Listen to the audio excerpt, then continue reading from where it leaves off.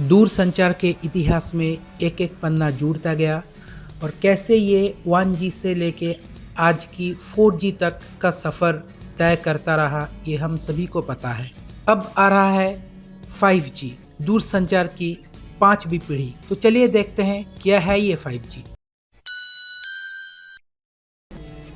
जैसे जैसे और ज़्यादा यूज़र्स जुड़ता जा रहा है, 4G का भी क्षमता ख़त्म होती जा रही है, पर यूज़र्स को चाहिए और ज़्यादा डेटा और ज़्यादा स्पीड। अभी हम कुछ ऐसा देखने जा रहे हैं जो कि दूर संचार की दिशा ही बदल देगा, जो आज के नेटवर्क से 1000 गुना ज़्यादा यूज़र्स को संभाल सकें और जिसकी स्पीड आज की नेटवर्क से 10 गुना ज़्यादा हो। आज तक हाई स्पीड इंटरनेट का इस्तेमाल ज़्यादातर एंटरटेनमेंट के लिए ही किया जाता आ रहा है, क्योंकि आज की 3G या 4G हाई स्पीड इंटरनेट का फ्रीक्वेंसी रिस्पॉन्स टाइम इतना ज़्यादा है कि उनको किसी सटीक काम में नहीं लिया जा सकता। पर 5G को स्वचालित गाड़ी, दूर नियंत्रित मेडिकल ऑपरेशंस, स्वचालित मशीन और 3D होलोग्राफिक कॉन्फ्रेंसिंग जैसे सोफिस्टिकेटेड काम के लिए इस्तेमाल किया जा सकता है। पर 5G में इतना स्पेशल क्या है? 5 नए तकनीक को जोड़ के बनाया गया है ये 5G। Millimetre waves, small cell technology, massive MIMO, beam forming और फुल डुप्लेक्स। आइए पहले मिलीमीटर वेव्स के बारे में जानते हैं। आज की मोबाइल फ़ोन, टैबलेट, कंप्यूटर और सभी तरह के वायरलेस डिवाइसेस में 2.4 गीगाहर्ट्ज़ और 5 गीगाहर्ट्ज़ फ्रीक्वेंसी का ही इस्तेमाल किया जाता है, जो कि 6 गीगाहर्ट्ज़ फ्रीक्वेंसी से कम है। पर इस फ्रीक्वेंसी रेंज में हर रोज़ लाखों के तादाद में नए यूज़र्स जुड़ते जाते हैं।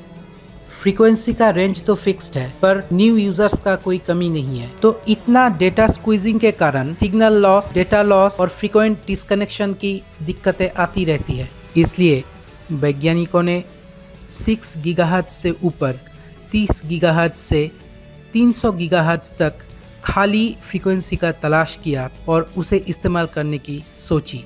इस स्पेक्ट्रम रेंज को पहले कभी भी इस्तेमाल नहीं किया गया था, इसलिए किसी को भी पता नहीं था कि इस रेंज का एक्चुअल डेटा हैंडलिंग कैपेसिटी कितना है।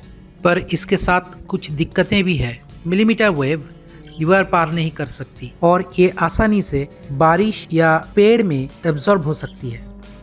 पर इसका उत्तर है स्मॉल सेल टेक्नोलॉजी। आज की टेक्नोलॉजी में एक बड़ा सा टावर बिठाया जाता है एक बड़ी इलाके को नेटवर्क सर्विस प्रोवाइड करने के लिए, पर मिलीमीटर वेव तो किसी दीवार या पेड़ को नहीं पार कर सकती है। इसका मतलब अगर आप किसी पेड़ या दीवार के पीछे चले गए तो आपको मोबाइल सिग्नल नहीं मिलेगा। पर स्मॉल सेल नेटवर्क सिस्टम में एक इलाके में छोटी छोटी बहुत सारी टावर बिठाया जाता है, जिससे कि एक टावर का जाल बन जाता है और उससे ये ऑब्स्टेकल की दिक्कत खत्म हो जाती है। यहाँ पे काम में लिया जाता है मैसिव MU-MIMO को। MU-MIMO stands for multi user, multi input, multi output system.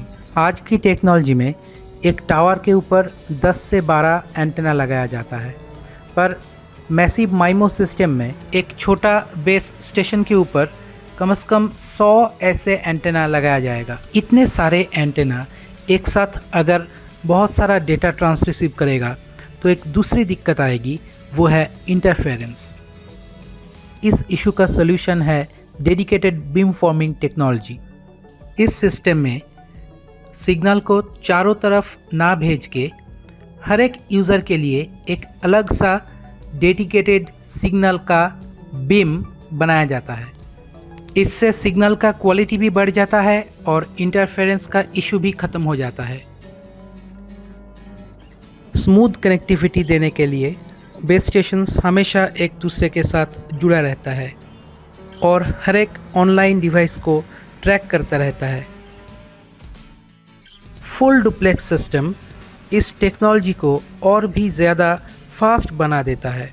आज की तारीख में सिग्नल को एक ही समय में सिर्फ एक ही तरफ भेजा जा सकता है, पर फुल डुप्लेक्स सिस्टम में ट्रांसमिशन और रिसेप्शन दोनों तरफ के सिग्नल को एक ही समय में भेजा जा सकता है। इन 5 तकनीक को और भी ज़्यादा कारगर बनाने के लिए साइंटिस्ट्स दिन रात काम में लगे हैं ताकि हमको एक बिल्कुल ज़ीरो लैग 5G का सुविधा मिले। अगर यह वीडियो आपको अच्छा लगा तो लाइक, शेयर और सब्सक्राइब करना मत भूलिए और देखते रहिए